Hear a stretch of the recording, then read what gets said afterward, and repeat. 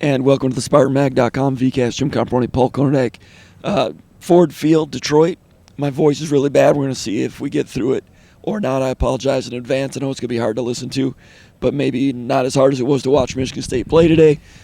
First of all, good atmosphere here. I'm going to take exception with that because I think those guys played their butts off, and under circumstances where a lot of people that are watching this, if they were in that professional situation, they'd quit. And the guys that were out there that stuck with it, they played hard, and they played hard till the end. And there's a certain amount of as much ripping as people have done on this team. And I understand why you're fans, you expected better, you wanted better, But to question, those are question people's heart and disappointment with this. These guys stuck it through, and the guys that did stick through with this thing and play their tails off, those guys deserve a little bit of credit for the way that they went about their business in a situation that I've never seen before. A guy getting fired 2 games in under those type of circumstances with the portal being open in the middle of the season. I think that adds a layer to this that we haven't seen. You see a lot of coaches get fired with a bad game in the beginning of November where there's 3 games left and the team is just under 500 or whatever. Michigan State, coach gets basically suspended but fired with 2 games going into the season. Halfway through, the portal opens, and maybe a lot of the guys that didn't play, shut it down and whatnot. But these guys kept on fighting, and just even last week, going to Indiana with that few players on the travel roster and competing and winning that game, that was a big deal. And then in this game, the defensive guys coming up time and time again and playing hard no matter what. When the offense couldn't get a first down. So I want to say kudos to those guys, and I don't care what people that want to rip this team are going to say to me. They played their asses off tonight, and I have mad respect for the guys that stuck this through from start to finish. I've seen teams quit before. Michigan State occasionally. I've seen other teams at other programs quit, and they never did, so that's to be commended, first of all. And Michigan State getting blown out today, they couldn't really put second stringers in because they don't have any second stringers at a lot of positions. Anyway, we'll try to talk about coaches here in a minute and the coaching situation. As far as the Michigan State today, 12 possessions, 8 3-and-outs. So the defense was good in the red zone in the first half. Forced, 3 field goals. Gave up a touchdown on a third down play on kind of a misdirection thing. So even though they're giving up yards, the defense was still doing a decent job against an offense that's not always great. But Michigan State on offense could not sustain anything and kept putting that defense out there, a defense that has no second string. So they eventually caved in. And, Penn State's defense, number 2 defense in the country, and Michigan State couldn't budge. A lot of players left this team in a normal situation. When you have a blowout like this, Michigan State put in Shorefire, the walk-on quarterback, but I'm not saying Noah Kim would have made a difference, but they didn't even have a Noah Kim to go to because, he was injured or whatever earlier in the year. No one really knows whether he's available or what went on there. Nobody knows about Charles Brantley, where he went and everything. We can guess, but that's how strange this season was. It's a season in which their leader, Jacoby Windman, went down with an injury 2 games in. Then the Mel Tucker situation. Difficult situation for Michigan State to win 2 games in November. Credit to them for that. You and I were talking about this on the way down here. Michigan State ended up having historically bad games in a number of ways this year, but they also competed against and could have beaten some of these other teams. So when we look back at last spring, last offseason, and this roster and what it could have been, I thought that it could have been like a 6-6 type of team, maybe 7-5. I thought Michigan State would lose the 4 games to the preseason top 10 teams on the schedule, including Penn State, who's number 12 now, but they'll end up in the top 10. The other 8, can you win the other 8? We looked at going at Iowa. It was going to be difficult, we thought. As it turned out, Michigan State had that game to win, even with the injuries and everything, and kind of blew it at the end. So Michigan State was capable of winning 8 games. It's hard to do that, to win all of your swing games or whatever, all your coin flip games. But with Windman, and I'll go back and I'll say this, Michigan State this year had quarterback tryouts all season. It was quarterback tryouts all season until the last couple of weeks when Hauser took over. I know Peyton Thorne's not great, but I'm just talking about the roster last year. If you'd have brought back Peyton Thorne and Keon Coleman and Mel Tucker had stayed on the tracks, I think the team could have won 8-4. The difference between going 4-8 and 8-4 sometimes is not much. Now for the program, it's better that Tucker's gone. Okay, it's better that they're going to have a new beginning coming up real soon. But still, beat Nebraska, beat Indiana. Coulda, woulda, shoulda beat Iowa, Rutgers, Maryland, Minnesota. That's no great thing to be as good as those teams because the bottom of the Big Ten, 4 through 14, is not strong. But Michigan State's not far from. Is he talking to us? No. Those guys. Anyway, I'm just trying to keep my sanity on things because when we covered that team coming out of the spring and what they were capable of, but then in reality, Michigan State comes out, goes 4-8, and had 3 historically bad games. Against Washington, they gave up more yards than any Michigan State team in program history. Against Michigan State was beaten worse than any home game in Spartan Stadium history. And then today, I don't know if it's a record or not, but Michigan State was outgained by 530 yards. I don't know if that's a record, but I suspect it might be. 3 historically bad games. So my head's kind of spinning as to how bad this team was. It was bad against top 10 teams. Still, it was capable of winning 8 games, as strange as that seems. But when you look across the Big Ten West and realize Iowa's not that good and they're 10-2, credit to them, but they don't make mistakes. In addition to Michigan State being thin and getting beaten physically today here, also, they still had the continuation of those just loose screw mistakes on special teams, penalties, first play of a drive, a false start. They're not good enough to get 15 yards in 3 plays against this defense. So it's one thing when you're not a good team, at least have your crap together. They never had their crap together either, and the season mercifully ends. Yeah, and I mean, you look at people are upset with the offense and whatnot, and I understand that. You can look at the offensive line that's not good, but look at the skill players that they didn't have. Jerron Glover was their best receiver early. Trey. Mosley. Yeah, Mosley. He's not around. There's a lot of different things you can go and talk about and whatnot, but the personnel that Michigan State needed to be good wasn't good. What do you think they would have been with Peyton Thorne? 6-6. Well, I mean, you look at the games like you and I've talked about this all season long. Going into the season, I didn't think Michigan State had a prayer to compete with Penn State. I didn't think they had a prayer to compete with Michigan, Ohio State. I thought no way in hell they compete with Washington. Straight up. I don't care what people say or whatever. And you can say, oh, you're overly optimistic to start the season. No, I thought Michigan State would have been able to compete with the teams that what I would say that were in their peer group, and they did. They didn't always get the outcome that they needed to get because of various things, like special teams errors. Guys not making plays when they needed to, drop balls, whatever. But yeah, if Peyton Thorne is on this team, at the very minimum, in my opinion, they're going to a bowl game. 6-6. And the thing that he provides in that people don't want to hear about is the leadership factor. I heard experience leadership, getting guys lined up, identifying something pre-snap, and getting guys changed into the right play.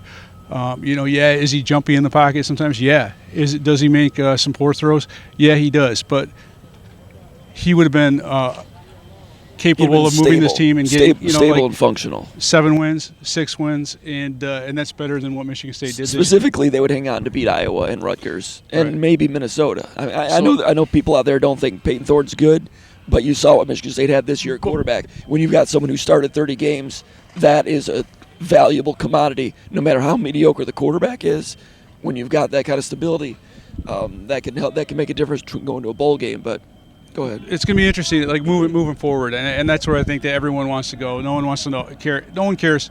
A lot of people out there are tired of watching this team, and I understand that. They're tired of thinking about what didn't happen.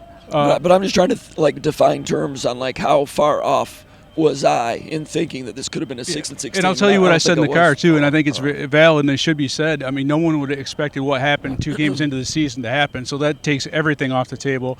And it didn't change the fact that Michigan State was competitive in those games. Didn't go the way that it might have otherwise if they had a veteran quarterback or didn't have a screw up as a head coach in terms of Mel Tucker.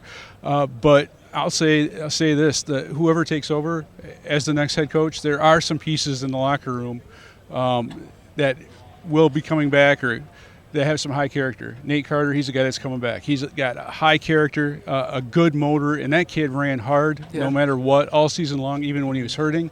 He never stopped running hard. And his per carry average tonight was pretty good. He averaged about 5 yards of carry tonight, which was strange. I mean, yeah. Well, he ran really well, and he ran hard. And should he have got more carries somehow? Yeah, but if he's a guy that's beat up and whatnot, then it doesn't really matter. You're going to lose. Yeah. Do you really want to get Nate Carter 25, 30 carries and have him hurt?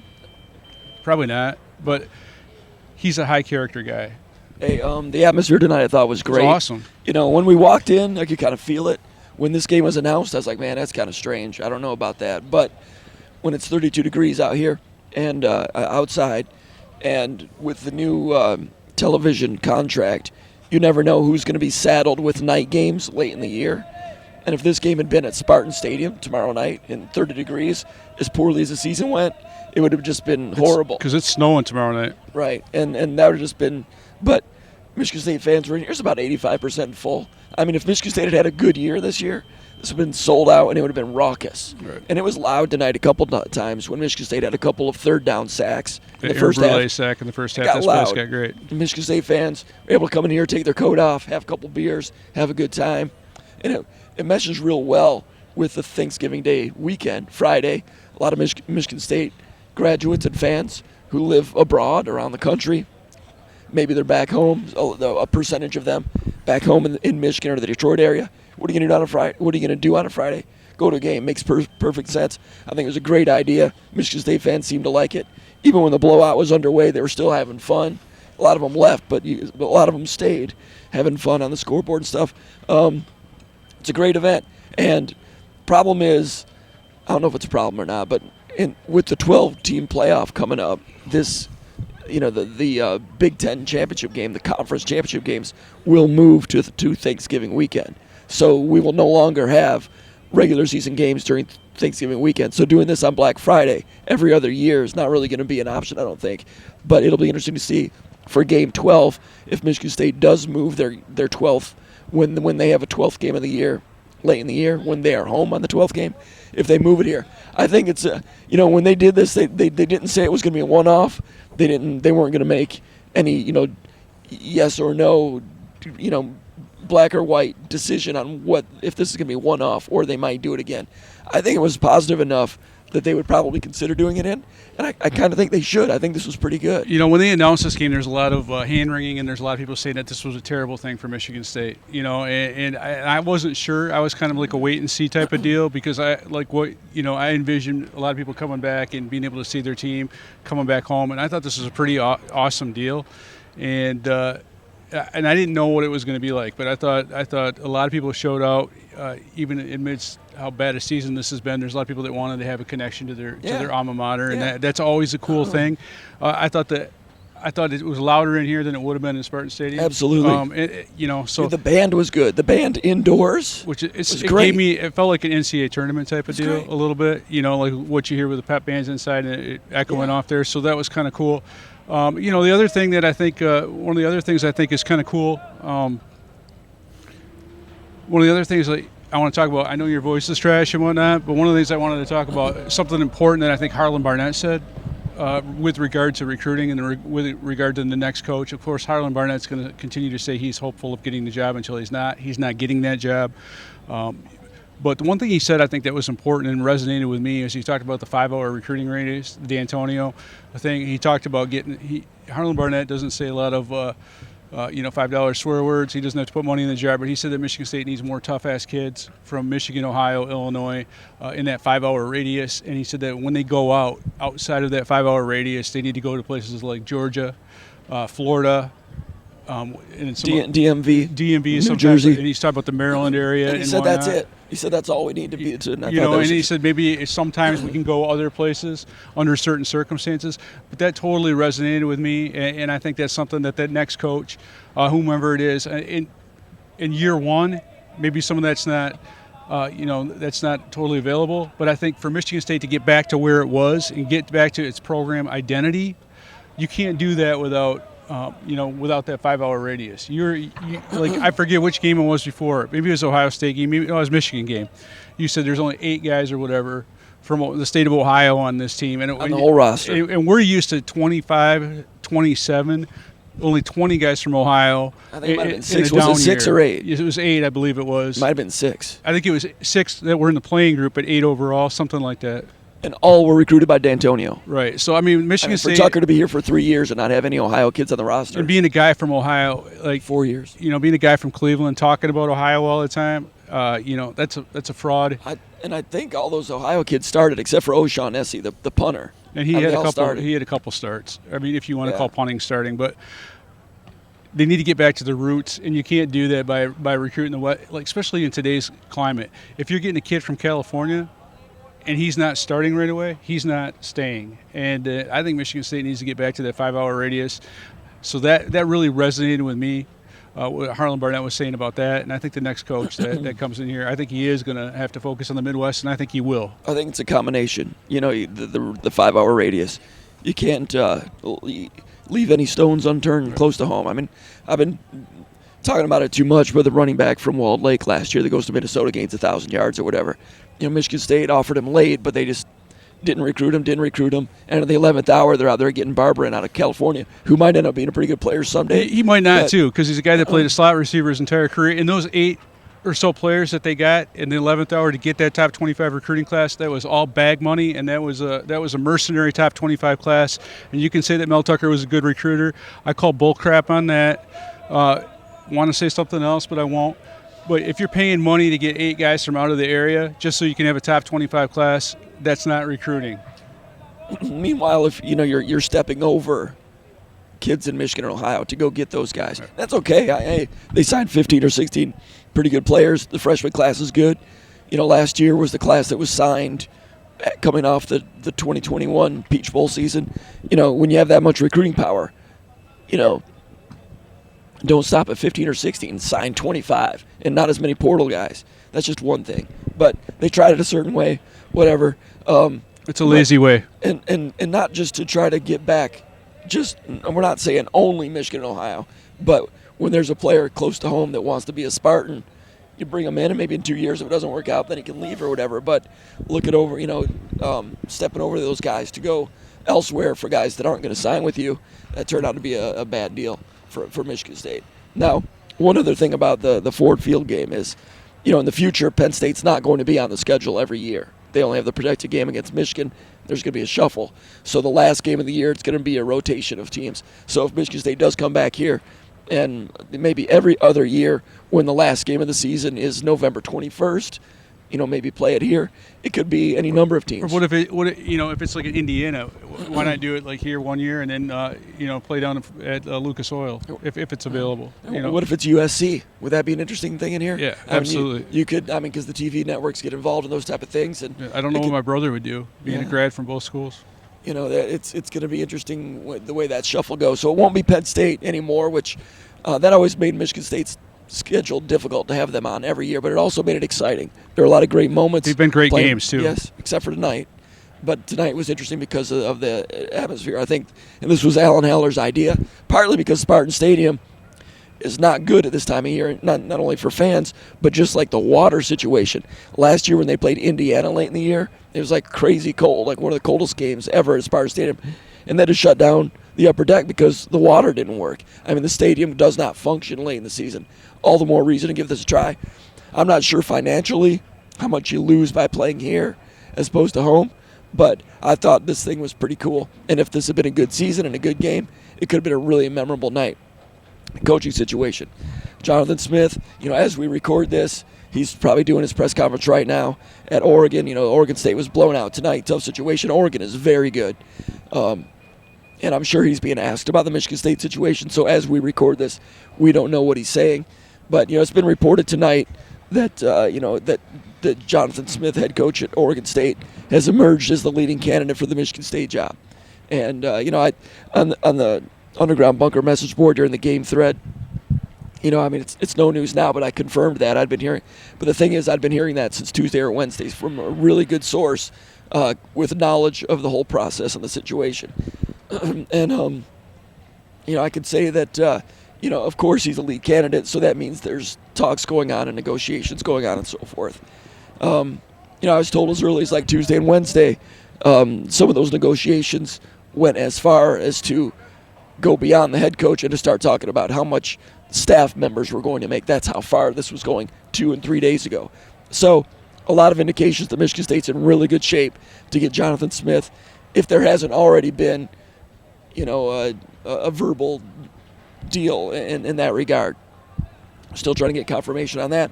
Don't have confirmation on that yet, but I have reason to believe that could be the case. So the question is, Jonathan Smith, his alma mater is Oregon State. Does he leave his alma mater to come to Michigan State? That's been the plan. That's what Michigan State's been trying to get done. Until it's done and across the finish line, it's not over. I suspect that's going to happen. Michigan State is anticipating that's going to happen. But like I wrote on Friday or on Wednesday, I mean, we've seen coaches at the last minute turn around. Luke Fickell at the last minute stayed in Cincinnati. Rich Rodriguez was going to take the Alabama job, took the job, and at the last minute went back to his alma mater, West Virginia, and then later went to Michigan. Glenn Mason took the job at Georgia, had a press conference, and then changed his mind and stayed at Kansas, then later went to Minnesota. Could that happen? Possibly. I don't anticipate it because Oregon, among other things, Oregon State's financial situation is very shaky. Secondly, I've heard from good sources that Jonathan Smith, maybe I'm speaking a little too early, but I'll just tone it way down and say he's impressed with what Michigan State can be. I'll leave it at that. Yeah, and I think, when you look at, I wasn't sure watching them. I've watched several of their games. I wasn't sure early on about the quality control on the defense, but the more I watch them and the more I'm impressed with that conference overall in terms of what teams do on offense. I think those guys play their tails off. They're physical.